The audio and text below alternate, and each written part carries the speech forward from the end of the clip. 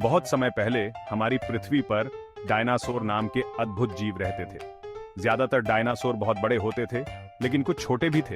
एपिडेक्सिप्टेरिक्स सबसे छोटे डायनासोर्स में से एक था। यह कबूतर जितना छोटा था। एपिडेक्सिप्टेरिक्स की पूंछ पर दो लंबे पंख होते थे। ये पंख उड़ने के लिए नहीं थे, ये शायद दिखावे के लिए थे। क्या आप सोच सकते हैं, एक छोटा सा डायनासोर और उसके सुंदर पंख? एपिडेक्सिप्टेरिक्स के शरीर पर भी पंख थे, लेकिन उसके आगे के पैर छोटे थे। यह आज के पक्षियों की तरह उड़ नहीं सकता था। फिर भी यह एक बहुत ही खास डायनासोर था। एपिडेक्सिप्टेरिक्स उस जगह रहता था जिसे हम आज चीन कहते हैं। उस समय चीन जंगलों और झीलों से भरा हुआ था। मौसम गर्म और सुहावना था। यह एक छोटे से डायनासोर के रहने के लिए एक अच्छी जगह थी। जंगलों में ऊंचे ऊंचे पेड़ उगते थे, तरह तरह के रंगों के फूल खिले रहते थे, छोटे छोटे जानवर इधर उधर भागते रहते थे। एपिडेक्सिप्टेरिक्स कई दूसरे जीवों के साथ अपना घर शेयर करता था। एपिडेक्सिप्टेरिक्स को शायद पेड़ों पर रहना पसंद था। यह अपने नुकीले पंजों से चढ़ सकता था। यह बड़े जानवरों से छिप सकता था। पेड़ इसे सुरक्षित और ठंडा रखते थे। एपिडेक्सिप्टेरिक्स की एक छोटी सी चोंच और नुकीले दांत थे। यह छोटे आकार का डायनासोर अपने अनोखे आहार के लिए जाना जाता था। यह एक सर्वाहारी ओमनिवोर था। इसका आहार बहुत विविध था, जिसमें पौधे और छोटे जानवर दोनों शामिल थे। इसका मतलब है कि यह पौधे और जानवर दोनों खाता था। यह अपने आहार में संतुलन बनाए रखता था, जिससे इसे विभिन्न प्रकार के पोषक तत्व मिलते थे। यह जंगल में खाने के लिए क्या ढूंढता होगा? जंगल में यह विभिन्न प्रकार के खाद्य स्रोतों की तलाश करता था। एपिडेक्सिप्टेरिक्स अपनी चोंच का इस्तेमाल फलों और बीजों को चोंच मारने के लिए करता था। यह फलों और बीजों को आसानी से पकड़ सकता था। यह अपने दांतों का इस्तेमाल कीड़े पकड़ने के लिए भी करता था। इसके नुकीले दांत इसे कीड़े और छोटे जानवरों को पकड़ने में मदद करते थे। हो सकता है कि यह छोटी छिपकलियां या अंडे भी खाता हो। यह अपने आहार में विविधता बनाए रखता था, जिससे इसे विभिन्न प्रकार के पोषक तत्व मिलते थे। क्या आप सोच सकते हैं कि यह छोटा सा डायनासोर एक रसीले कीड़े के पीछे भाग रहा है? यह दृश्य बहुत ही रोचक और मनोरंजक होता। एपिडेक्सिप्टेरिक्स के लिए पर्याप्त भोजन ढूंढना महत्वपूर्ण था। इसे अपने छोटे आकार के बावजूद अपने लिए पर्याप्त भोजन जुटाना पड़ता था। उसे पेड़ों पर चढ़ने और खतरे से बचने के लिए ऊर्जा की आवश्यकता होती थी। यह पेड़ों पर चढ़कर अपने शिकारियों से बच सकता था। यह एक व्यस्त छोटा डायनासोर था। यह हमेशा कुछ न कुछ करने में व्यस्त रहता था, चाहे वह भोजन की तलाश हो या खतरे से बचना। हम एपिडेक्सिप्टेरिक्स के विंग्सों का असली रंग नहीं जानते हैं, लेकिन हम अनुमान लगा सकते हैं। आज बहुत से पक्षियों के चमकीले रंग होते हैं। हो सकता है कि एपिडेक्सिप्टेरिक्स के भी हों। कल्पना कीजिए कि एपिडेक्सिप्टेरिक्स लाल, नीले या हरे रंग के विंग्सों वाला है। हो सकता है कि उस पर धारियां या धब्बे हों। हो सकता है कि उसके चमकदार पंख भी हों जो धूप में चमकते हों। क्या यह देखने में सुंदर नहीं लगेगा? वैज्ञानिक अभी भी डायनासोर के बारे में सीख रहे हैं।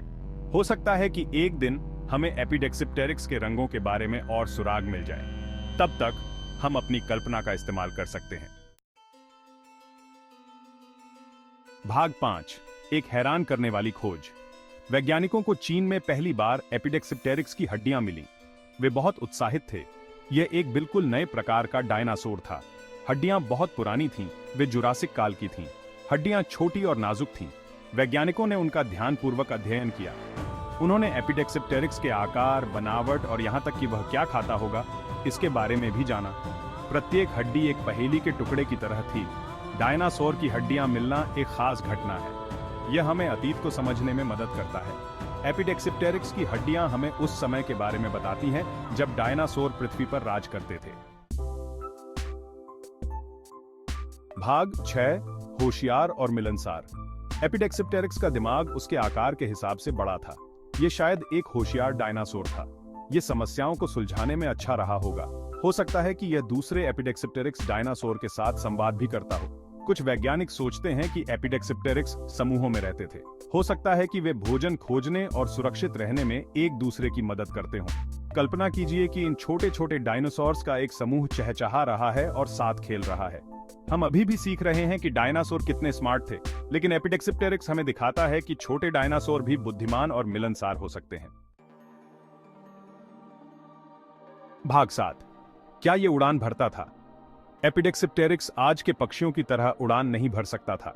ये एक छोटा सा डायनासोर था। जिसकी संरचना और शारीरिक बनावट उड़ान के लिए उपयुक्त नहीं थी, लेकिन उसकी लंबी पूंछ के पंख उसे संतुलन बनाने में मदद करते होंगे। ये पंख उसे पेड़ों के बीच में छलांग लगाने और संतुलन बनाए रखने में सहायक होते थे। हो सकता है कि यह एक शाखा से दूसरी शाखा में कूदता हो।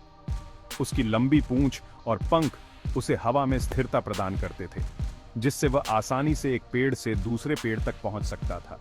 हो सकता है कि यह थोड़ा बहुत ग्लाइड भी करता हो। उसकी शारीरिक संरचना और पंख उसे थोड़ी दूरी तक हवा में तैरने में मदद कर सकते थे। कल्पना कीजिए कि एपिडेक्सिप्टेरिक्स पेड़ों के बीच से छलांग लगा रहा है। उसकी लंबी पूंछ के पंख उसके पीछे पीछे लहरा रहे हैं। यह दृश्य कितना अद्भुत और रोमांचक होता होगा। हो सकता है कि वह उड़ नहीं रहा हो, लेकिन फिर भी हवा में इनायत से घूम रहा था। उसकी हरकतें और चाल ढाल उसे एक अद्वितीय और आकर्षक प्राणी बनाती थीं। वैज्ञानिक अभी भी इस बात पर बहस कर रहे हैं कि क्या एपिडेक्सिप्टेरिक्स ग्लाइड कर सकता था। इसके जीवाश्मों का अध्ययन जारी है और हर नई खोज हमें इसके जीवन के बारे में और जानकारी देती है। हो सकता है कि एक दिन हमें और जीवाश्म मिलें जो हमें इसका जवाब दे सकें।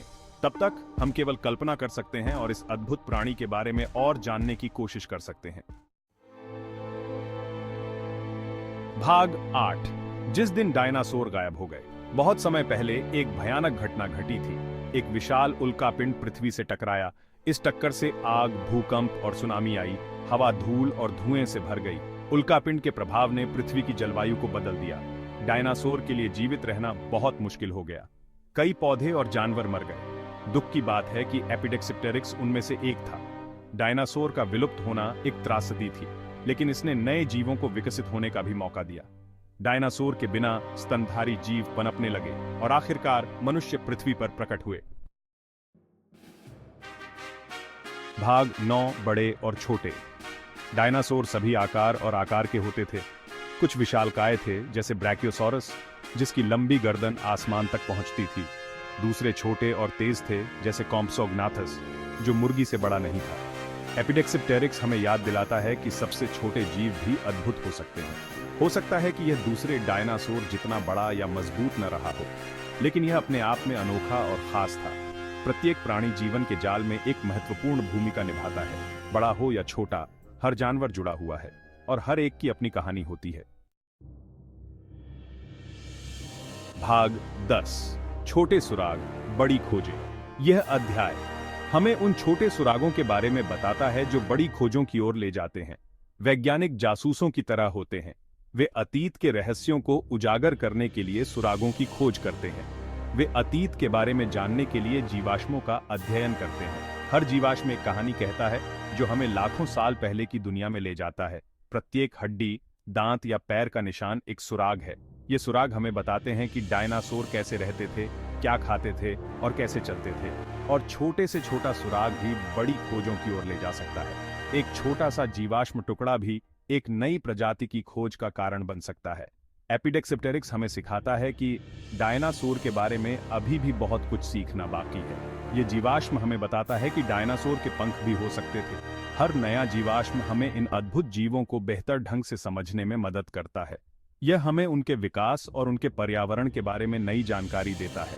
कौन जानता है कि और कौन से रहस्य उजागर होने की प्रतीक्षा कर रहे हैं। हर खुदाई एक नई खोज की संभावना लेकर आती है।